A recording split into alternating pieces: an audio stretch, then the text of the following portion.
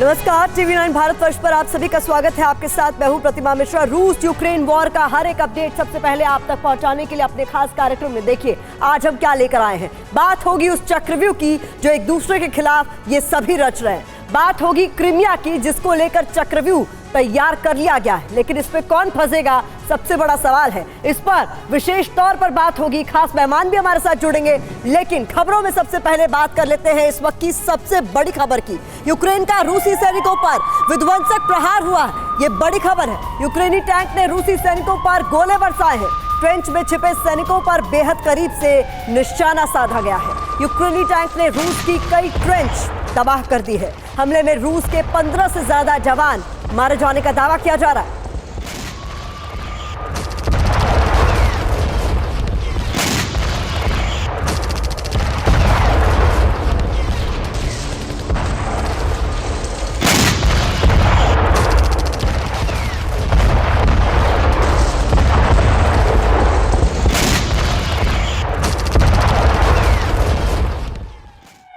उधर स्वतोव में रूसी सेना का जबरदस्त एक्शन देखा गया है। बता दें आपको, जबरदस्त ऑपरेशन के तहत रूसी सैनिकों ने यूक्रेनी पोस्ट पर किया है कब्जा। रूस ने पूरे ऑपरेशन का वीडियो भी बाकायदा जारी किया है। टैंक से यूक्रेनी पोस्ट पर किस तरीके से फायरिंग की गई है उसका वीडियो आपके सामने। रूसी सैनिकों ने यूक्रेनी जवानों को खदेड़ा।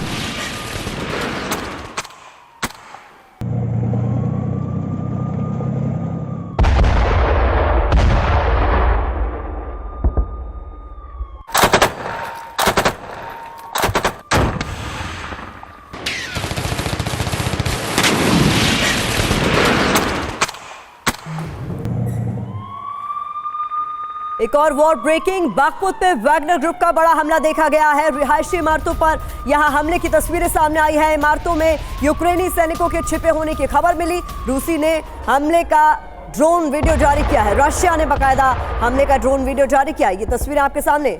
रिहायशी इमारतों में किस तरीके से धुएं का गुबार उठ रहा है, ये वीडियो में आप साफ तौर पर देख सकते हैं।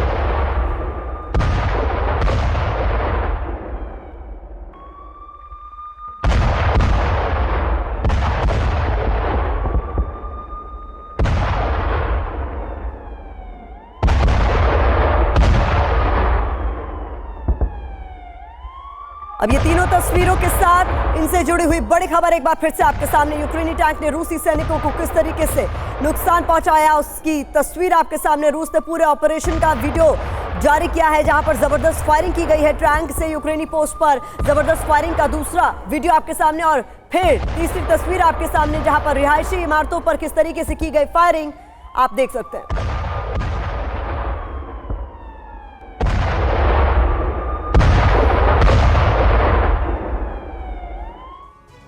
एक और वॉर ब्रेकिंग आपके सामने रख दें। अवदीपका में रूसी सेना का बड़ा एयर अटैक देखा गया है। रूसी फाइटर जेट्स ने ताबड़तोड़ मिसाइलें यहां पर दागी हैं। रूसी अटैक हेलीकॉप्टर भी एक्शन में यहां पर नजर आए हैं। हमले में यूक्रेन सेना को बड़े नुकसान की खबर सामने आ रही है। रूसी सेना का बड़ा अटैक इसे माना जा रहा है। रूसी फाइटर जेट्स ने मिसाइलें दागी हैं। एक्शन में रूसी हेलीकॉप्टर्स साफ तौर पर देखे जा सकते हैं।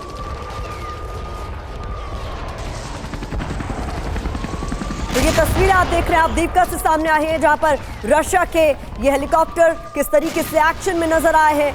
बड़े स्तर पर नुकसान पहुंचाया गया है।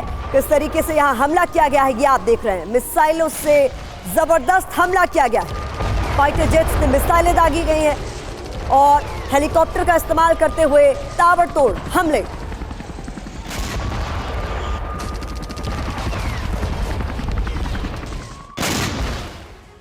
अगली बड़ी खबर भी अवदीपका से ही सामने आ रही है। यहां पर रशिया ने किस तरीके से मोर्चा खोल दिया है उसी से जुड़ा अपडेट ये कि यहां पर होवित्जर तोपों से अंधाधुंध बारूद बरसाया गया है। हमले में यूक्रेन की कई पोस्ट तबाह होने की खबर सामने आ रही है।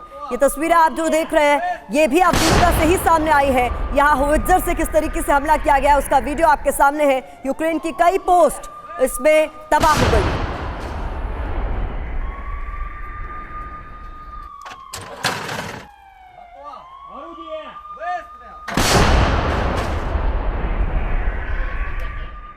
रूस हमला कर रहा है तो जवाब यूक्रेन भी दे रहा है। तीसरी बड़ी खबर आपके सामने, अवदीपका में यूक्रेन का जबरदस्त पलटवार। यूक्रेनी होवित्जर से बरसाया ताबड़तोड़ बारूद।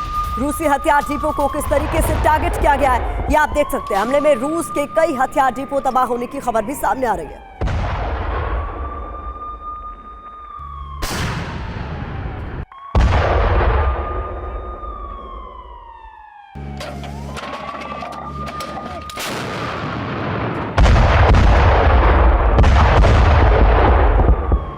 तो बागपुत के बाद कैसे अवदीपका में इस वक्त हैवी फाइटिंग देखी जा रही है। तीनों तस्वीरें अवदीपका से हैं, लेकिन अलग अलग जगहों की ये तस्वीर आपके सामने है। किस तरीके से रूसी फाइटर जेट्स ने ताबड़तोड़ मिसाइलें दागी, पहली तस्वीर उसकी। दूसरी तस्वीर में आप देख रहे हैं रूस ने किस तरीके से मोर्चा खोला और बड़े स्तर पर यूक्रेन को नुकसान पहुंचाया। लेकिन पलटवार की तस्वीरें आप देख रहे हैं, यूक्रेन ने किस तरीके से नुकसान पहुंचाया। यूक्रेनी होवित्जर से ताबड़तोड़ बारूद बरसाया गया। ये तीसरी तस्वीर।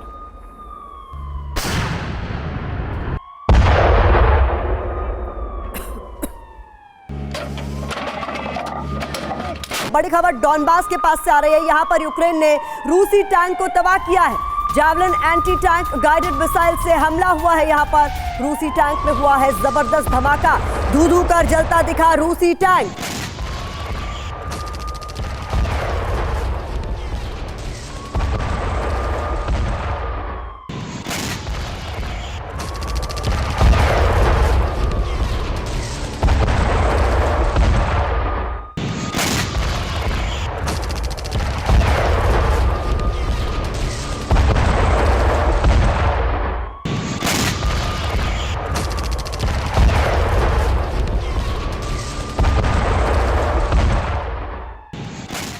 अगली बड़ी खबर आपके सामने रख दे। डॉनबास के पास रूस ने एक्टिवेट किया BOK M1। एक्शन में देखा रूस का BOK M1 air defence system. ये तस्वीरें आप देख रहे हैं। रूस ने यूक्रेन का एयर अटैक नाकाम किया।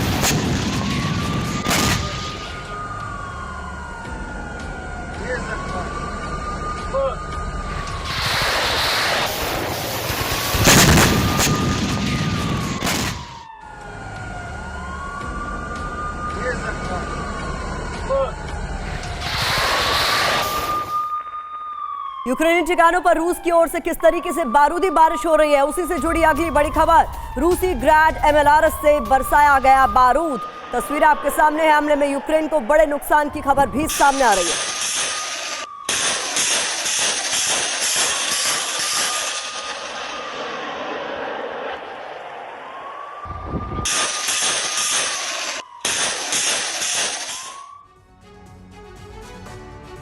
सर इलाके भले ही बदल रहे हो, रीजन भले ही बदल रहे हो, लेकिन तस्वीरें एक जैसी है। वार पलटवार हो रहा है।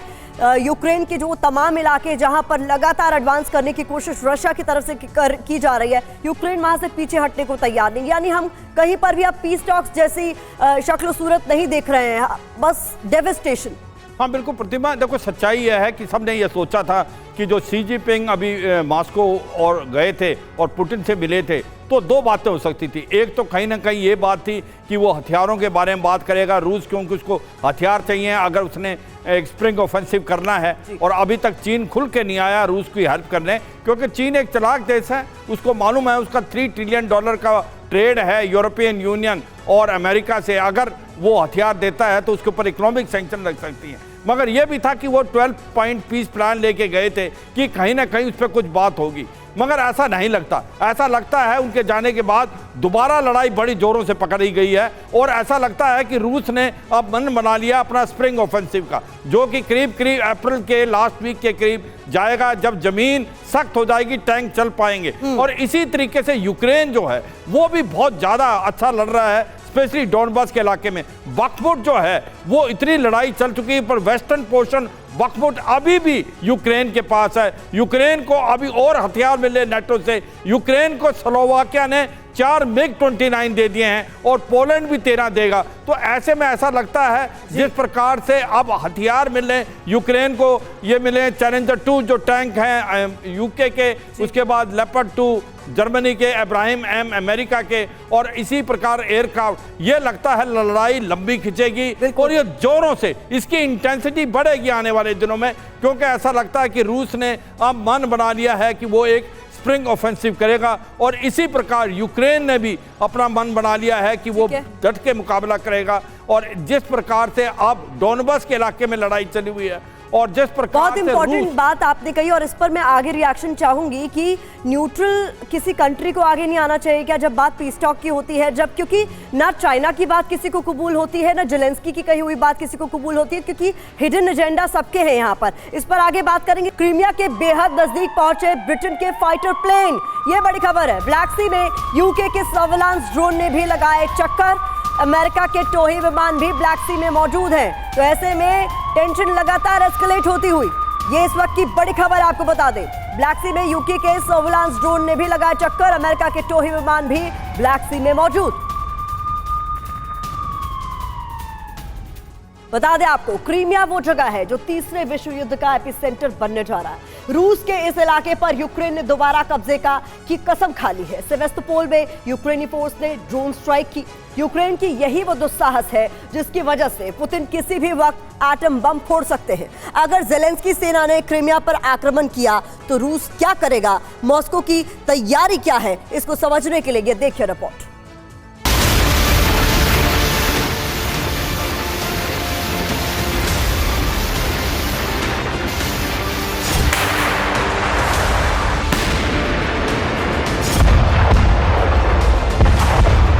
क्रीमिया को लेकर महाविस्फोट होने वाला है।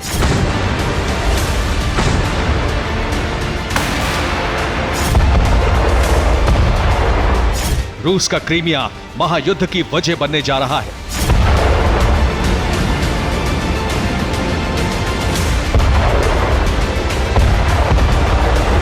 क्रीमिया की वजह से ही पुतिन एटम बम फोड़ने वाले हैं।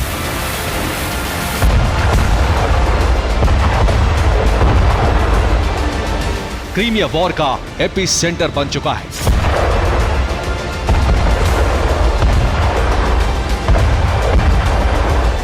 क्रीमिया के सबसे बड़े शहर सेवेस्तोपोल में यूक्रेन ने जो कुछ किया है उससे महाविनाश का सायरन बज गया है।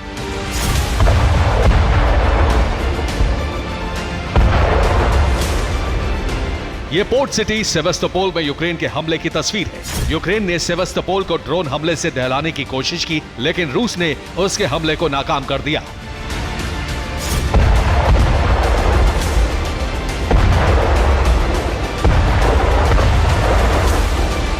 यूक्रेनी फोर्स ने जो गुस्ताखी की उससे पुतिन का क्रोध 7वें आसमान पर पहुंच गया है। रूस किसी भी वक्त विध्वंस का बटन दबा सकता है।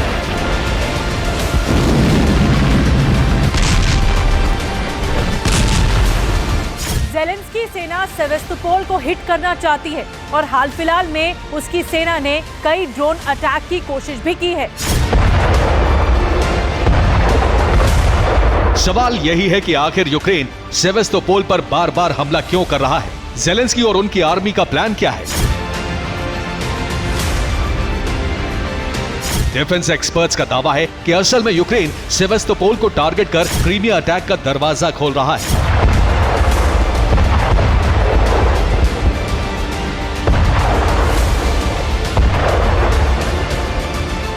जेलेंस्की क्रीमिया पर कब्जा कायम करना चाहते हैं, इसीलिए सेवेस्तोपोल के साथ साथ रूस के अंदरूनी इलाकों में हमले तेज हो गए हैं।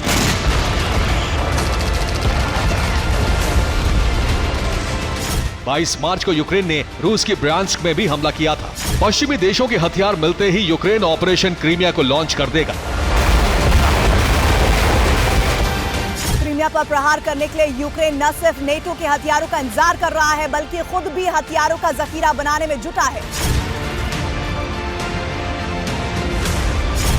यूक्रेन ने नया नेवी ड्रोन तैयार कर लिया है।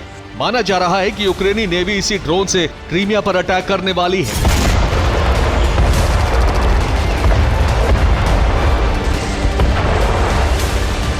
यूक्रेन अब रूस के अंदर बड़ा हमला करने की फिराक में है। उसके टारगेट पर रूस की राजधानी मॉस्को है, इसलिए रूस ने मॉस्को के एयर डिफेंस सिस्टम को मजबूत करने का फैसला किया है।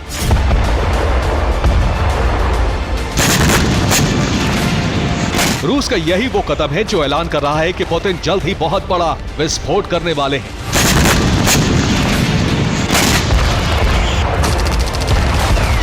पुतिन पहले अपने बड़े शहरों को एयर डिफेंस सिस्टम का सुरक्षा कवच दे रहे हैं। जेलेंस्की सेना जिस भी वक्त क्रीमिया पर हमला करेगी उसी वक्त एटमी जलजला आ जाएगा। पुतिन की तैयारी पूरी हो चुकी है। अगर क्रीमिया पर आंच आएगी तो पुतिन प्रलय का बटन दबा देंगे। रूस यूक्रेन का नामो निशान मिटा देगा। अगर बीच में नेटो आया तो रूस उससे भी टकराने के लिए रेडी है। Bureau report, TV9 Bharatvarsh.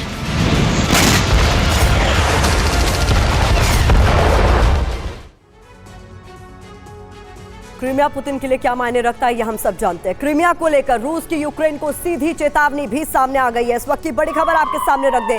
पूर्व राष्ट्रपति दिमित्री मेदवेदेव का सनसनीखेज बयान सामने आया है। क्रीमिया पर कब्जे की कोशिश की तो परमाणु वेपन से जवाब देंगे, ये बड़ी खबर है आपके सामने रख रहे हैं हम इस वक्त कि क्रीमिया को लेकर ये बड़ी चेतावनी है जो पूर्व राष्ट्रपति दिमित्री मेदवेदेव की ओर से जारी की गई है।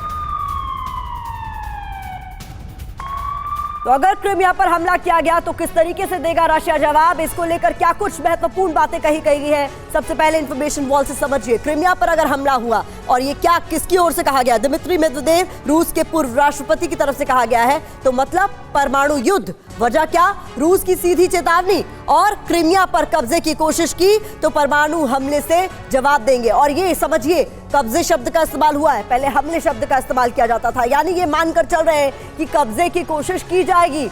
हमला तो शुरू हो ही गया है, सेवेस्तोपोल में हमले लगातार किए जा रहे हैं। ऐसे में ये बहुत महत्वपूर्ण हो जाता है कि अब ये मान के चला जा रहा है कि जिस तरीके से लगातार उस इलाके में निगरानी की जा रही है, बार बार ऐसी कोशिशें की जा रही हैं कि अब कुछ भी हो सकता है। और अगर कुछ होता है तो रशिया की स्ट्रैटेजी क्या होगी, ये समझना बहुत ज़्यादा ज़रूरी हो जाता है। तो आपको लगातार इंपॉर्टेंट इन्फॉर्मेशन आपके सामने हम रख रहे हैं कि किस तरीके से सेवेस्तोपोल में यूक्रेन के लगातार 2 ड्रोन अटैक हुए, जिसके बाद यहाँ पर हालात खराब हो गए और उसके बाद ही माना जा रहा है कि कहीं आने वाले दिनों में कुछ बड़ा तो नहीं होने वाला है। क्रीमिया के पास ब्रिटेन के फाइटर प्लेन देखे गए, ब्लैक सी में ब्रिटेन का सर्विलांस ड्रोन देखा गया, ब्लैक सी में अमेरिकी टोही विमान तैनात है। ऐसे में क्या हालात और ज्यादा बदतर होने जा रहे हैं। इसी तरीके से ये चक्रव्यूह क्या हालात को और ज्यादा बदतर कर देगा, इसी को समझने के लिए तमाम एक्सपर्ट्स हमारे साथ मौजूद हैं जिनसे हम समझेंगे कि आगे क्या हो सकता है। लेकिन उससे पहले कुछ और इंपॉर्टेंट इंफॉर्मेशन इसी को लेकर आपके सामने हम रखने जा रहे हैं। चक्रव्यूह तबाही का अलार्म इसे क्यों कह रहे हैं उसको समझाते हैं आपको। क्रीमिया पर कब्जे की प्रचंड तैयारी कैसे, यूक्रेनी सैनिकों की ट्रेनिंग, इसको लेकर क्या जानकारी है हमारे पास, इसको समझिए। पोलैंड, जर्मनी, ऑस्ट्रेलिया, ब्रिटेन में अभ्यास, लॉन्ग रेंज मिसाइल को लेकर यूक्रेन की नाटो से लगातार मांग, fighter jet America, Britain, Germany से लगातार मांग और स्विच ब्लेड ड्रोन अमेरिका से सप्लाई। तो देखिए ये तैयारियां लगातार इसको लेकर होती रही हैं। ऐसे में आशंका इस बात को लेकर बढ़ रही है कि क्या क्रीमिया पर कब्जे को लेकर प्लानिंग तेज हो रही है। अमिताभ सर, अगर क्रीमिया को लेकर कोई भी एक्शन यहां से होता है, पहले आपको याद होगा कि अमेरिका ने कहा था कि क्रीमिया को टच मत कीजिएगा, बहुत टची मामला है। और ऐसे ही जब कर्च ब्रिज पर हमला किया गया था तो किस तरीके से रिएक्ट किया गया था रशिया की तरफ से, वो भी सभी ने देखा। और ये मामला कितना सेंसिटिव है ये पूरी दुनिया जानती है। क्या इतना बड़ा रिस्क लेंगे ज़ेलेंस्की या फिर नाटो कंट्रीज कि ऐसा कोई कदम उठाया जाता है क्रीमिया को लेकर आने वाले दिनों में? देखिए, नवंबर के बाद पूरा जो बैटल फ्रंट है वो सीज कर गया है और उसमें एडवांटेज भी यूक्रेन ने लिया है। तो अभी तो एक तरह से माने तो स्प्रिंग ऑफेंसिव जिसकी हम एक्सपेक्ट कर रहे हैं वो शुरू नहीं हुआ है। क्रीमिया एक बहुत सॉफ्ट अंडरबेली है रूस का और वो उसकी प्रतीक चिन्ह भी है। इतिहास भी अगर उठा के देखें, आप सेवेस्तोपोल का मेंशन कर रही हैं, सेवेस्तोपोल में नेवल हेडक्वार्टर्स है मॉस्को का, ब्लैक सी फ्लीट का। इसके पहले जब सोवियत संघ विघटन हुआ था तो सेवेस्तोपोल में यूक्रेन और रूसी जॉइंट कंट्रोल करते थे ब्लैक सी फ्लीट को। दोनों की अपनी अपनी रेंज थी, दोनों के अपने अपने डायमेंशंस थे कि वो कहाँ कंट्रोल करेंगे। लेकिन जो कि ये फ्रीज हुआ है बैटल फ्रंट, उसमें अगर रशिया आगे बढ़ता है, स्प्रिंग ऑफेंसिव में यूक्रेन को पीछे हटना पड़ता है, तब ये एक नया बैटल फ्रंट खोल देंगे। तब क्या होगा, पूरा ये बैटल फ्रंट एक्सटेंड कर जाएगा, स्ट्रेच कर जाएगा। उस समय जब नेटो का जब इंटेलिजेंस और जितने टोही विमान घूम रहे हैं उसको उस समय एडवांटेज होगा। और क्रीमिया में बताऊं, अगर क्रीमिया को इन्होंने छुआ, जिस तरह कर्च ब्रिज पे हमने देखा है किस तरह से उसके बाद शुरुआत हो गए सिविलियन न्यूक्लियर इंफ्रास्ट्रक्चर्स पे, उनके शहरों पर अटैक करने लगा रूस। अगर क्रीमिया को टच किया गया तो मैं बताऊं, दिमित्री मेदवेदेव जो कह रहे हैं, और दिमित्री मेदवेदेव आज से नहीं कई दिनों से ये कहते आ रहे हैं, और वो पुतिन के एक तरह से कहें राइट हैंड मैन है। पहले प्राइम मिनिस्टर रहे, जब प्राइम मिनिस्टर पुतिन थे वो तो प्रेसिडेंट रहे, तो उनकी बात को मानना बहुत जरूरी होगा। लेकिन न्यूक्लियर वॉर की पॉसिबिलिटी तो अभी सब डिस्काउंट कर रहे हैं क्योंकि चीन का बहुत बड़ा हस्तक्षेप होगा इसमें, और चीन साफ कह चुका है हम न्यूक्लियर वॉर नहीं चाहते हैं। लेकिन अगर बात बिगड़ी तो एक नया फ्रंट खुलेगा, इसमें नेटो पूरी तरह से आगे आएगा इंटेलिजेंस के मामले में। लेकिन मैं साथ में ये भी बता दूं, कि अभी तक जो शी जिनपिंग, जनरल सिवाच उसका मेंशन कर रहे थे, जनरल शी जिनपिंग अभी वापस गए हैं, उनको एक वीडियो कॉन्फ्रेंस करना है जो काफ़ी दिन से ड्यू है वोलोदिमीर ज़ेलेंस्की के साथ। वो किसी भी समय होगा। उस समय जो पीस प्रपोजल्स वहाँ लेके गए थे, वहाँ से जो अमेंडमेंट्स, करेक्शंस या जो भी हुए होंगे, उसको वापस लाया जाएगा वोलोदिमीर ज़ेलेंस्की के पास। चीन का सम्मान रूस इसलिए भी करता है क्योंकि चीन रूस का सबसे बड़ा मददगार साबित हुआ है पॉलिटिकल, इकोनॉमिक, डिप्लोमेटिक फ्रंट में भी। लेकिन चीन ये जानता है कि एक बिजनेस इंसेंटिव उसको मिलने वाला है यूक्रेन में रिकंस्ट्रक्शन में, इसलिए वेस्ट को भी चीन कभी छेड़ेगा नहीं। अगर उनके 12 सूत्री प्रोग्राम को देखें तो 12th यही है कि रिकंस्ट्रक्शन चाइना उसमें इनिशिएटिव लेगा। लेकिन अगर क्राइमिया को टच किया गया तो मैं बताऊं ये सारा पीस इनिशिएटिव जितने भी धरा का धरा रह सारा खत्म हो जाएगा, वो ढह जाएगा। बिल्कुल बिल्कुल सर। इस बीच एक और बड़ी खबर का रुख करें, फिर पीके श्रीवास्तव सर आपका भी मैं कमेंट चाहूंगी। यूरोप की बड़ी ताकत बनकर उभर रहा है पोलैंड। पोलैंड ने अपनी सैन्य ताकत बढ़ाने का किया है फैसला। पोलैंड ने अपने हथियारों की संख्या बढ़ाने का किया फैसला। पोलैंड में नेटो की भारी सैन्य तैनाती की तैयारी की।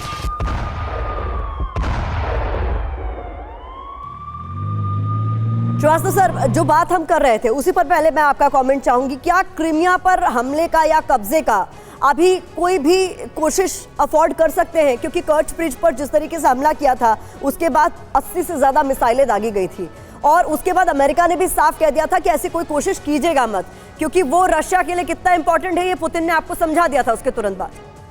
देखिए प्रतिमा, जो क्रीमिया का जो स्थान है रशियन पूरे कैलकुलस में, वॉर कैलकुलस में, वो इतना इम्पॉर्टेंट है। वहाँ पर उसका बहुत बड़ा इम्पॉर्टेंट नेवल बेस है, और वो एरिया इतना इम्पॉर्टेंट है कि कभी भी रशिया उसके ऊपर आंच नहीं आने देगा।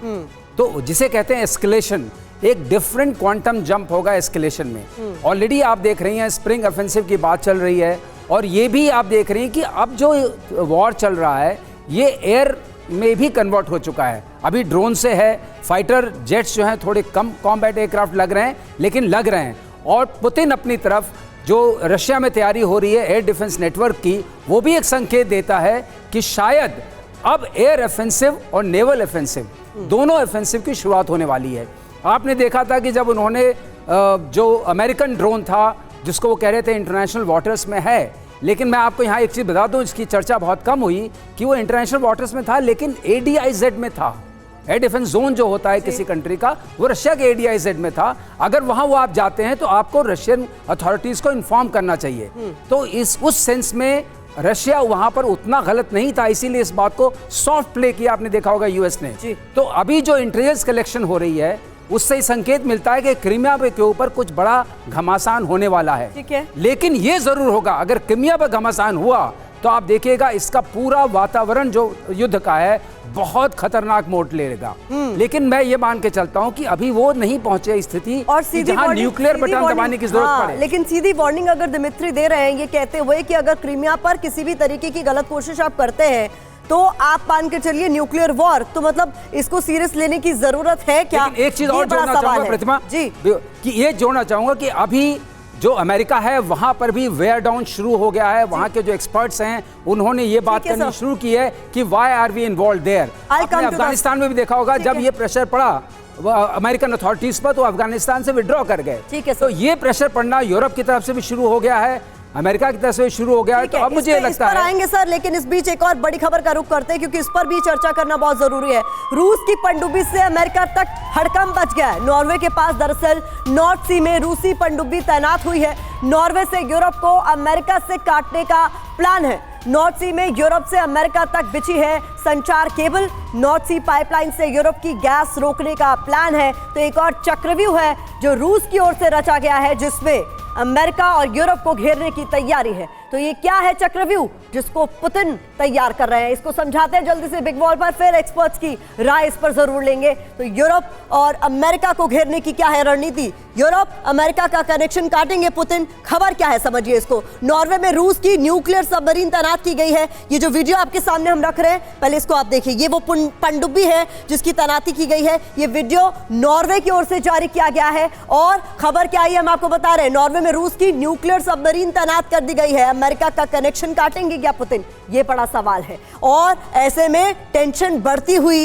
ये वीडियो नॉर्थ सी में रूस की पनडुब्बी गश्त लगा रही है, खुद नॉर्वे की ओर से जारी किया गया है। नॉर्वे से अमेरिका और यूरोप कनेक्टेड है। एक तरफ आपको बता दें समंदर के नीचे गैस और दूरसंचार पाइपलाइन बिछी हुई है, यानी दो तरफ से यहां पर कहीं ना कहीं थ्रेट है। इसको लेकर बड़ी खबर निकलकर जो सामने आ रही है वो आपके सामने हम रख रहे हैं। रूस की न्यूक्लियर सबमरीन, अमेरिका तक दूरसंचार cable line, Germany, France, Britain, Germany, Ireland, Denmark, Europe के देशों को गैस की सप्लाई होती है। तो ऐसे में रूस की न्यूक्लियर सबमरीन के यहां पर आने से किस तरीके से टेंशन बढ़ सकती है, ये समझाने की कोशिश मैप के जरिए भी आपको हम कर रहे हैं। तो किस तरीके से इस इलाके में टेंशन बढ़ सकता है सर, अमिताभ सर?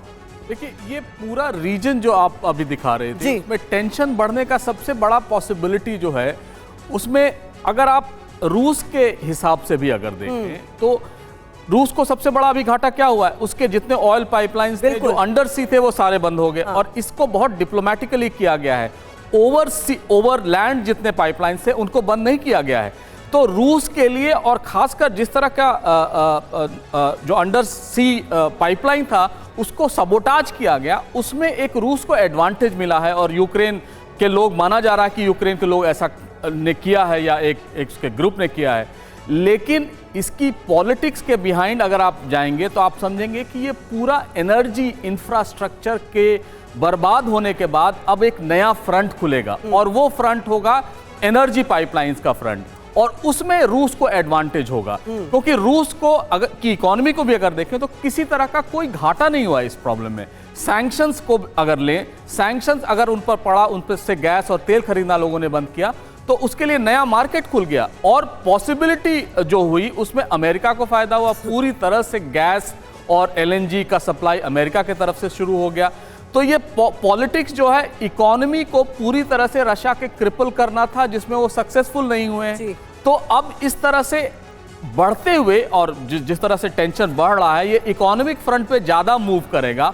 और आने वाले दिनों में ये भी देखना होगा कि डिप्लोमेटिकली अमेरिका की शक्ति का ह्रास हो रहा है, वो काफी कम होता जा रहा है। चाहे आप वो वेस्ट एशिया में ले लें, चाहे किसी भी तरह से ले लें, पूरी तरह से अमेरिका ने अपने आप को कंसंट्रेट कर दिया है यूरोप में या यूरोपियन पॉलिटिक्स में, नेटो की पॉलिटिक्स में। तो इस तरह से पूरी तरह से पॉलिटिक्स भी बदल जाएगी और अमेरिका को जिस तरह से दुनिया देखती है और चीन को जिस तरह से दुनिया देखती है वो भी एक नया। और रूस के हिसाब से तो ये लड़ाई पूरी वर्ल्ड ऑर्डर बदलने के लिए है। इस बीच बड़ी खबर एक और बता दें अपने दर्शकों को, वॉर के बीच अपनी सैन्य तैयारियों को बढ़ाने में जुट गया है रशिया। बॉम्बर्स का प्रोडक्शन बढ़ा रहा है रूस, ये एक बड़ी खबर निकलकर सामने आई है। Tu-160M स्ट्रेटेजिक बॉम्बर्स का उत्पादन बढ़ाने का दावा किया जा रहा है। अपने एयरक्राफ्ट की क्षमता भी अपग्रेड कर रहा है रशिया, ये बड़ी खबर है। यूक्रेन युद्ध के बीच अमेरिकी एयरफोर्स का बड़ा परीक्षण भी सामने आया है। अमेरिका ने प्रोटोटाइप हाइपरसोनिक मिसाइल का सफल टेस्ट किया है। अमेरिकी एयरफोर्स ने B-52 बॉम्बर से दागी AGM-183A मिसाइल। यूएस की सबसे घातक हाइपरसोनिक मिसाइल है AGM-183A।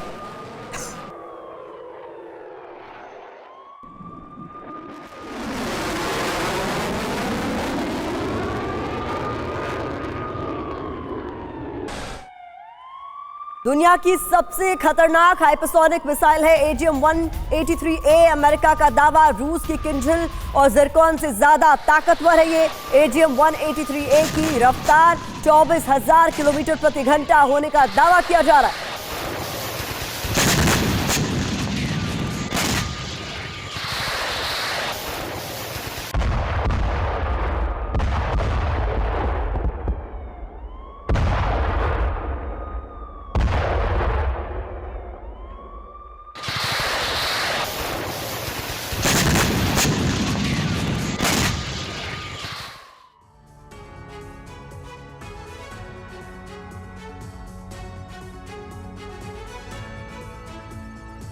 तो मैं चाहूंगी अब मेरे तमाम खास मेहमान जो इस वक्त हमारे साथ मौजूद है वो इधर आ जाएं, क्योंकि जिस हाइपरसोनिक मिसाइल की हम बात कर रहे हैं वो इस वक्त कितनी खास है उसको लेकर भी हम चर्चा करेंगे और उसकी कुछ विशेषताएं भी। सर आप इधर आ जाएं, इधर आ जाएं आप तीनों, और उसकी विशेषताएं भी हम बताने वाले। ये देखिए सर, ये जिस हाइपरसोनिक मिसाइल की हम बात कर रहे हैं, इसकी रेंज जो है 1600 किलोमीटर है, इसकी लंबाई 19 फीट है। लॉन्च प्लेटफॉर्म इसका जो है वो B-52 बॉम्बर जो है वो कैरी कर सकता है। रफ्तार इसकी 24,000 किलोमीटर प्रति घंटा इसकी रफ्तार है। इसको लेकर क्या कहेंगे सर? देखो सच्चाई ये बात है प्रतिमा कि हाइपरसोनिक मिसाइल की अगर टेक्नोलॉजी हम देखें तो रूस और चीन बहुत आगे हैं अमेरिका से। अमेरिका उसको कैचअप कर रहा है, मगर आप ये सोचना कि अभी हाइपरसोनिक मिसाइल का इस्तेमाल बहुत कम होगा स्टार्टिंग में, क्योंकि ये एक बहुत घातक है। अब जो लड़ाई है वो इस पगार पे पहुंच गई कि रूस भी एक साल से अकेला लड़ रहा है, उसको हथियारों की बड़ी प्रॉब्लम आ रही है। वो अब कंसंट्रेट कर रहा है कि 3 शिफ्ट चलनी है आज की तारीख में रूस में हथियार बनाने की। अगर आप ध्यान दें, भारत के जो एयर चीफ हैं उन्होंने भी बताया कि जो हमारे पास मेंटेनेंस का सामान आता था रूस से वो नहीं आ पा रहा है। इसी प्रकार जो S-400 की जो 2 रेजिमेंट आनी थी वो भी नहीं आए। मतलब ये है कि रूस भी अंडर प्रेशर है, उसको हथियार चाहिए और उसको हथियार 2 ही देश दे रहे हैं। एक तो ईरान जो कि दे रहा है उसको शाही ड्रोन, और कहीं ना कहीं नॉर्थ कोरिया जो दे रहा है उसको अम्यूनिशन वेपन। चीन अभी तक खुल के नहीं आया, जैसे मैंने बताया चीन समझता है कि अगर वो खुल के आएगा उसके ऊपर सैंक्शन लग जाएंगे। उसकी बहुत कंपनियां यूरोपियन यूनियन में और अमेरिका में है। अगर अभी ये सारा का सारा दमोदार इस पे डिपेंड करता है कि अगला मूव रूस का क्या होगा। क्या वो अभी स्प्रिंग ऑफेंसिव करेगा? अगर उसने स्प्रिंग ऑफेंसिव किया तो क्रीमिया की तरफ जरूर जाएगा यूक्रेन, क्योंकि क्रीमिया को समझते हैं यूक्रेन का हिस्सा है। जैसे श्रीवास्तव साहब बता रहे थे कि वो एयर डिफेंस आइडेंटिफिकेशन जोन में था, मगर अमेरिका क्रीमिया को रूस का हिस्सा नहीं मानता। वो कहता है उसको तो अनेक्स किया गया है, तो वो इंटरनेशनल वाटर। तो मेरा मतलब यह है वाकई क्रीमिया एक सॉफ्ट वैली है, मगर अगर रूस ने ये स्प्रिंग ऑफेंसिव किया तो क्रीमिया की तरफ यूक्रेन पक्का जाएगा और ये लड़ाई बहुत ज़्यादा लंबी जाएगी। इसके अंदर ज़्यादा डिवेस्टेशन होगा। और जो इकोनॉमिक की बात करें, मैं मानता हूं कि हो क्या रहा है कि जिस प्रकार से गैस और ऑयल जो रूस से जाता था यूरोप से, अब उसके लिए एक नई मार्केट अमेरिका देने लगा है। तो ये भी एक बिल्कुल चर्निंग इफेक्ट देखा आपने वर्ल्ड में प्रतिमा क्या हुआ कि वेस्ट एशिया में सऊदी अरेबिया, ईरान नज़दीक आ गए हैं, सीरिया और यूएई नजदीक आ गए हैं, सीरिया और सऊदी अरेबिया आ गए। तो जो अमेरिका का बोलबाला था वेस्ट एशिया में वो नहीं रहा, वो चीन और रूस ले रहा है। मगर ये भी सच्चाई है, अमेरिका यूरोप की जो मार्केट है। कहना चाहता हूं कि एक और चीज हुई है साथ साथ में, जैसे बता रहे थे अमेरिका का इन्फ्लुएंस बढ़ने के बजाय कम होने लगा। डॉलर भी आप देख रहे हैं आजकल लोग अपने अपनी करेंसी में एक्सचेंज करने का उन्होंने तय कर लिया है। 9 कंट्रीज ऑलरेडी एक ग्रिड में आ चुकी हैं। तो ये सारा का सारा इंपैक्ट है। लेकिन मैं इसमें बात करूंगा जो आपने कहा, अगर अमेरिका को ये जरूरत पड़ी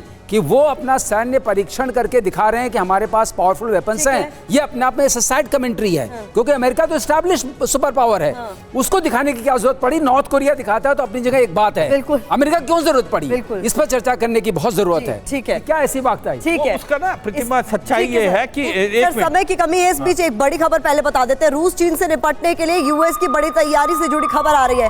यूरोप और पैसिफिक में फोकस बढ़ाने का फैसला किया जा रहा है। यूरोप और पैसिफिक में अत्याधुनिक जेट्स होंगे तैयार। मिडिल ईस्ट में पुराने बेड़ों से चला जाएगा काम।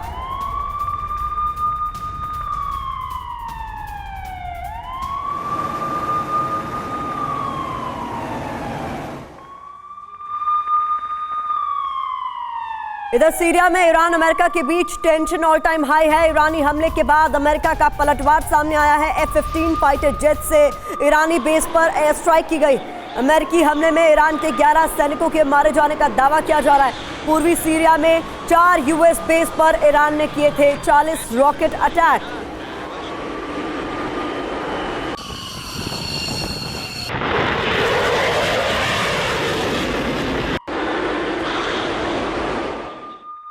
उधर ईरानी हमले के बाद बाइडेन की खुली धमकी भी सामने आई है। अमेरिका पीछे हटने वाला नहीं है, ये जो बाइडेन ने कहा है। अमेरिका के ईरान पर हमले नहीं रुकेंगे, ये भी जो बाइडेन की ओर से कहा गया है। अमेरिका पीछे हटने वाला नहीं है, ये कह रहे हैं अमेरिका के राष्ट्रपति जो बाइडेन।